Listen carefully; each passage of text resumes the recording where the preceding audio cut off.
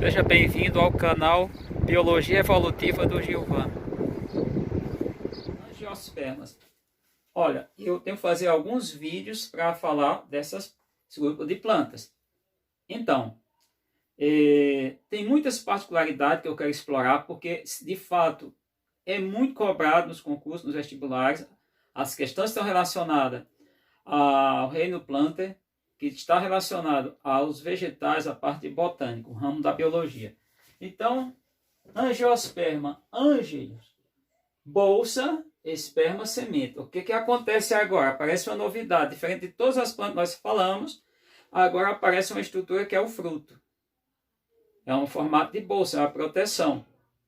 Então, agora mais uma novidade. Bom, a angiosperma vem do termo antrofita, que antro é flor, uma novidade, flor. Tem entre 250 a 400 mil espécies, lembrando diferente, as briófitas, poucos, os 3 exemplares de plantas briófitas, pteridófita, um pouquinho, não mais do que algumas unidades, mas não muitas. Gimnosperma, em torno abaixo de 700 espécies, e agora vem esse grupo. Mas por que isso provavelmente aconteceu? Pela complexidade, pela capacidade, por estruturas novas que surgiram na planta. Que estruturas novas? Fruto e flor, fruto. Mas o que tem a ver isso? As flores representam algo novo, uma evolução nas plantas. As flores agora, elas têm materiais, eu vou explorar uma aula só sobre flor, até porque eu tenho um canal Abelhas de uma Caatinga que fala de abelhas. Não dá para entender abelhas sem flores, não dá para entender flores sem abelha, porque, claro, tem outros polinizadores, mas não é um processo chamado polinização. Na flor, ela vai ter açúcar, são os néctar, que é uma mistura aquosa, e muitos animais vão em busca desse material. Com isso, eles vão transferir grão de pólen de uma flor para outra e fazendo a fecundação, tá? Quando esse grão de pólen encontrar lá com a estrutura feminina, vai formar, que é a osfera, em um determinado momento eu vou explicar isso direitinho, vai acontecer a fecundação, ali vai formar uma célula e vai se desenvolver. Bom, então esses grupos estão distribuídos, por exemplo, as monocotiledôneas, por exemplo, o milho é um exemplo, o trigo é outro exemplo de monocotiledônea, são um exemplo clássico.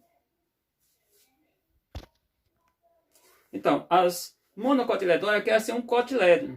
É exemplo, o milho, o arroz, trigo, o sorgo, tem tantas outras. Pertence a um grupo chamado gramíneos. As dicotiledôneas, existem as eucotiledôneas, que tem a maioria das plantas. Por exemplo, as monocotiledôneas estão em torno de aproximadamente 23% do total das plantas. As eucotiledôneas em torno de aproximadamente 75%. Exemplo, o IP, mas, por exemplo, aqui eu estou com o grão do feijão. Quando a gente abrir aqui, não sei se vai dar para ver direito, mas teria que aumentar muito a câmera. Mas aqui tem duas coisinhas, as folhinhas, vocês estão em casa, podem fazer isso, abrir isso aqui. Essas folhinhas aqui é chamado cotilédone, tem 2. Tem plantas que tem mais de 2 cotilédones, as eucotiledôneas. Tem um grupo de plantas chamado de cotiledôneas basais. Essas são chamadas, eu não uso. Alguns autores, alguns livros você vai encontrar como as plantas primitivas.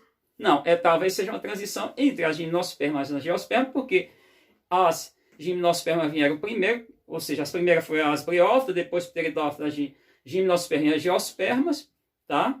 Eu ainda vou explicar tudo isso direitinho em outro vídeo, mas o fato é que elas, por exemplo, elas têm estrutura muito limitada, ainda muito, diria, rudimentar em tese.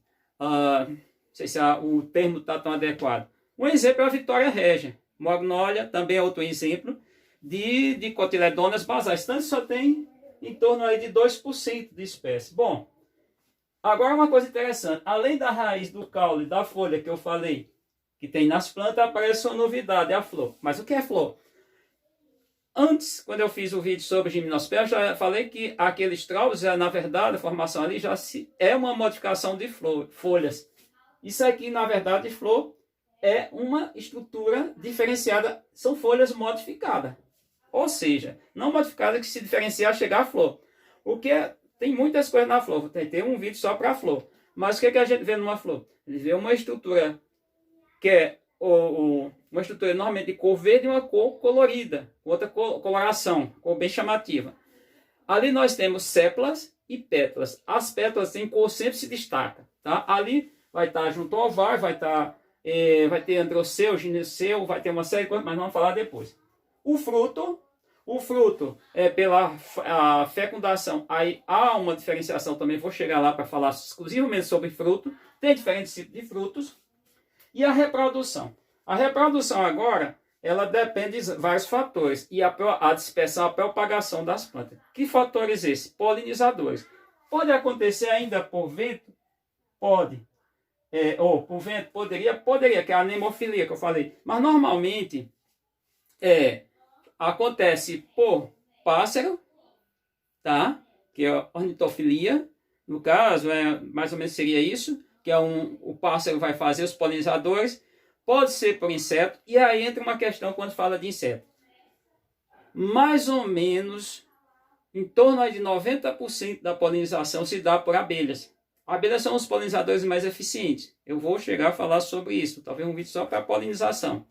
E aí as abelhas, é uma questão que a gente chama isso, mas está na ciência, está na base, está na estrutura da ciência, de mutualismo. O que é mutualismo? Não é porque a planta é boa, não é porque a abelha é boa. É porque uma depende da outra. Se você separar, você matar a planta, as abelhas morrem por falta de alimento. Se você matar as abelhas, as plantas morrem por falta de polinizador, porque são os mais eficientes. Claro que ainda pode ter os polinizadores, sim.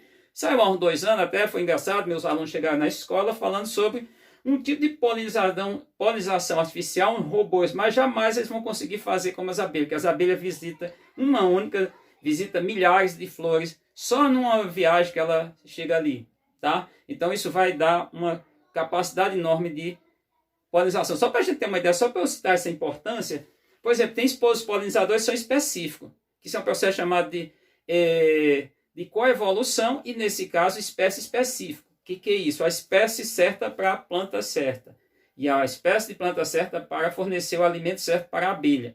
Um exemplo de uma abelha, o pessoal chama besouro, que não é besouro, que é uma mangava, ela é o melhor polinizador de maracujá. Por conta do movimento, da maneira que ela faz o seu trabalho de polinização, arrecada o pólen. Então, quem está plantando maracujá pode polinizar com a pena? Pode. Bom, quanto à reprodução, ela pode ser assexuada. E a assexuada, eu vou destacar aqui várias maneiras. Pode ser, por exemplo, tem plantas que só se reproduzem de maneira assexuada. São angiosperma. Banana, por exemplo, cana-de-açúcar. A banana é um caso, um exemplo clássico, a cana-de-açúcar. E tem aquelas que pode, é só assexuada. Ora, por reprodução sexuada, com gameta, formando semente, ter fruto e tudo. E agora não.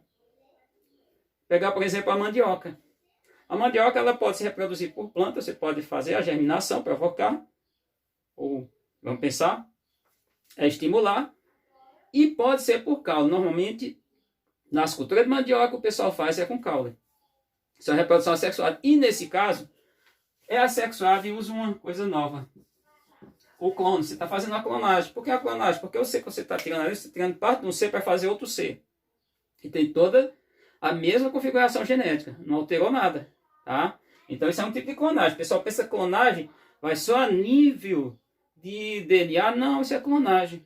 Tá? Então a reprodução assexuada. Reprodução sexuada, aí é quando tem um encontro de pólen, quando vai formar a semente, o embrião, ali é um embrião, ali vai ter um tegumento, vou chegar a explicar sobre isso, e nesse caso vai sim nascer, quando plantar, germinar, vai nascer a planta. Bom, a dispersão, pessoal, guarda esse termo, coria, vê que aparece aqui em tudo. Coria, esse sufixo, a gente trabalha isso como sufixo, também são sufixos, claro, mas vamos pensar em sufixo em tese, da língua portuguesa. Autocoria é quando a dispersão é dada pela própria planta. Tem casos exemplo. Uns exemplos clássicos. E aí poderia ser até anemocoria, porque anemo, vento, anemo, do grego. Um exemplo é a barriguda, uma planta que dá a caatinga. O algodão do serão, uma planta muito comum. O que é que acontece? A semente está presa a uma estrutura como se fosse uns pelos, muito leve, tem uma leveza enorme. Aí o que vai acontecer? Ou seja, pouca densidade.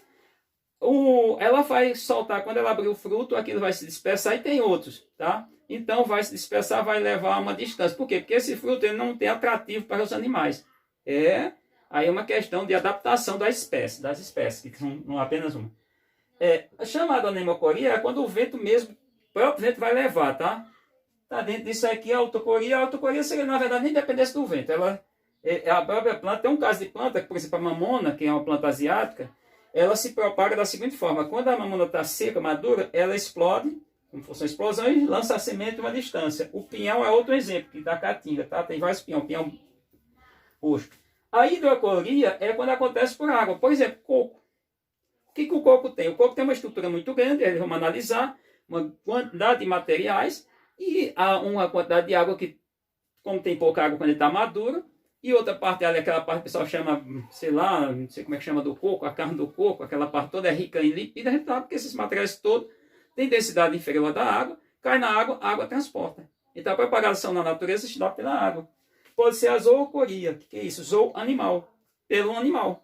Tem plantas que têm estratégia, por exemplo, se prender no corpo do animal, carrapicho é um exemplo, né? Na caatinga muito. Outras é atrativa, os animais levam, por exemplo, o caju. O que a gente tem ali, na verdade, o caju, que é a parte comestível, claro que é a castanha, que é a amêndoa também, mas ali, na verdade, não é fruto, ali é um pseudofruto. Ali não é um fruto verdadeiro, ali é uma dilatação, um aumento da estrutura do ovário. Eu explico isso, mas não agora. E aí ela atrai os animais, por exemplo, primatas, aves, morcegos, que são mamíferos, e tantos outros, e leva esse fruto para longe, que a castanha se dispersa. O outro caso também são as sementes que alguns animais engolem. Por exemplo, tem até o caso do café, só para prestar que não é nossa, uma planta que não é nossa, mas que é plantado no Espírito Santo. Os capixaba faz o quê? Planta. Aí o que é que faz? Tem uma ave que come, engole esses grãos, vão dispersando. Na verdade, eles depois coletam junto com as fezes, porque esse café diz que tem um aroma, tem uma palatabilidade diferenciada, tá? Então passa pelo sistema digestório do animal, de vários animais, ruminante e tudo. O ruminante, por exemplo, pega uma planta que tem um grão muito resistente, o juá, por exemplo, da planta da caatinga, aí ele engole aquilo ali, vai para aquele, vamos pensar, intestino, ele é um poligastro, tá? Ele tem vários intestinos subdivididos, chega num local para descansar em tese ou para ruminar, vai ruminar e regurgita aquilo ali, ele descarta. Claro que muitos podem sair junto com a fezes, ele pode ingerir, passar para o sistema. Aves também fazem esse mesmo processo, então a dispersão ela pode ser por isso, por conta do fruto, por conta de flor, de fruto e de tudo, as plantas desenvolver grande capacidade de reprodução. No caso esse aqui, de reprodução e dispersão. Então, nos próximos vídeos eu vou explorar um pouco sobre vamos pensar a estrutura, cada parte dessa da planta. Vai ter vídeo porque a planta, o grupo é muito grande, dispersa muita curiosidade e é muito cobrado nos concursos. E vocês têm que estar muito preparados para poder responder essas questões quando chegar lá. Aqui tem novidade que vocês provavelmente não tinham visto ainda, tá? Obrigado por acessar o canal Biologia Evolutiva do Gilvan.